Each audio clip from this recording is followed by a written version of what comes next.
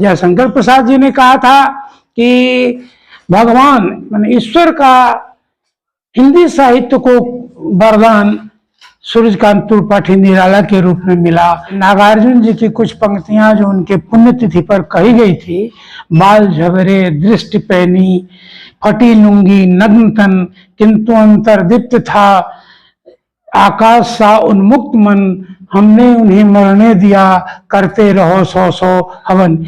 इस न्यूज के प्रायोजक हैं अफजल फर्नीचर एवं सह प्रायोजक है हिंदुस्तान फार्मा, पुराना चौक, कांटी। अपनी प्रभावी लेखनी से अद्भुत छाप छोड़ने वाले हिंदी साहित्य में छायावादी युग के प्रमुख स्तंभ उपन्यासकार एवं निबंधकार महाकवि सूर्यकांत त्रिपाठी निराला जी की रचनाएं मानवीय मूल्यों पर आधारित जन जन में नव चेतना भरने वाला था। वे जीवन पर्यंत अपने सिद्धांतों से कभी समझौता नहीं किए। यह बातें आज महाकवि निराला जी के पुण्यतिथि के अवसर पर नूतन साहित्यकार परिषद के अध्यक्ष व वरिष्ठ साहित्यकार चंद्रभूषण सिंह चंद्र ने कही। कांटी नगर परिषद स्थित साहित्य भवन में आज शनिवार को सूर्यकांत त्रिपाठी निराला जी के पुण्यतिथि के अवसर पर नूतन साहित्यकार परिषद द्वारा श्रद्धांजलि कार्यक्रम का आयोजन किया गया था। कार्यक्रम में साहित्य प्रेमी, शिक्षक, पत्रकार एवं समाजसेवी शामिल हुए। कार्यक्रम में मौजूद लोगों ने निराला जी की स्मृति स्मरणों को सुनते सुनाते उनकी चित्र पर माल्यार्पण कर महाकवि को नमन किया।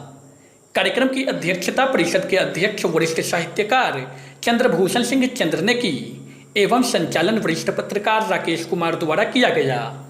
चंद्रभूषण सिंह चंद्र ने कहा कि निराला जी का संपूर्ण जीवन सामाजिक कुरीतियों, अंधविश्वासों और मानवता को कुंठित करने वाली घटनाओं पर प्रहार करते बीता। उनके व्यक्तित्व एवं कृतित्व में पर्वत की ऊंचाई थी तो सागर की गहराई भी, क्षमता का बंधन था तो विषमता का कंदरन भी। अन्य वक्ताओं ने कहा कि निराला जी का व्यक्तित्व बहुआयामी था। वे मूलतः कवि थे, लेकिन उनके द्वारा कहानी, निबंध, आलोचना, रेखा चित्र तथा संपादन के क्षेत्र में प्रभावी भूमिका निभाई गई। उनकी कविताओं में भिक्षुक देश की व्यवस्था पर तीखा कटाक्ष माना जाता है। श्रद्धांजलि देने वालों में पूर्व मुखिया उमेश्वर ठाकुर, सेवानिवृत्त शिक्षक स्वराज लाल ठाकुर, नंद किशोर सिंह नंद, पिनाकी झा, वरीय पत्रकार मनोज मिश्रा, उज्जवल ठाकुर, छोटू ठाकुर, बसंत कुमार आदि शामिल रहे। आज पुण्यतिथि पर मैं जो कुछ कहूँ उसमें सबसे पहले नागार्जुन जी की कुछ पंक्तियां जो उनके पुण्यतिथि पर कही गई थी, बाल झबरे दृष्टि पैनी, फटी लुंगी नग्न तन, किंतु अंतर दीप्त था, आकाश सा उन्मुक्त मन, हमने उन्हें मरने दिया, करते रहो सौ सौ हवन। ये एक लंबी कविता है जो उनके पुण्यतिथि पर लिखी गई है और इससे प्रासंगिक रचना हमको कोई नहीं लगती है जो उनके। हाँ, याद है जयशंकर प्रसाद जी ने कहा था कि भगवान माने ईश्वर का हिंदी साहित्य को वरदान सूर्यकांत त्रिपाठी निराला के रूप में मिला। और इस पुण्यतिथि पर इन दोनों बातों को कहना इसलिए वाजिब है कि ये एकदम प्रासंगिक है। सूर्यकांत त्रिपाठी निराला सचमुच हिंदी साहित्य के सूर्य थे, जिनको हम लोगों ने मैंने पढ़ा है, जाना है। उनने गरीबी को बहुत करीब से देखा है। उनने ये सामंतवाद और ये शोषण को भी करीब से देखा, इसलिए उनकी सारी रचनाएं शोषण और ये सामंतवाद पर आधारित है। मैं आपको बताऊं कि वह आता दो टूक कलेजे को करता पछताता, पथ पर आता पेट पीठ दोनों मिलकर हैं एक, चल रहा लकुटिया टेक।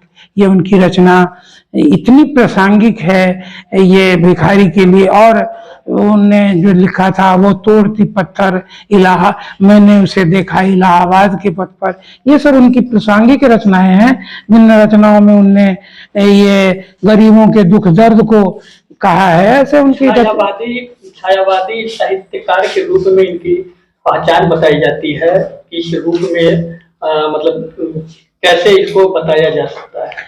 छायावादी के जो चार स्तंभ थे उसमें तो प्रमुख स्तंभ थे ही।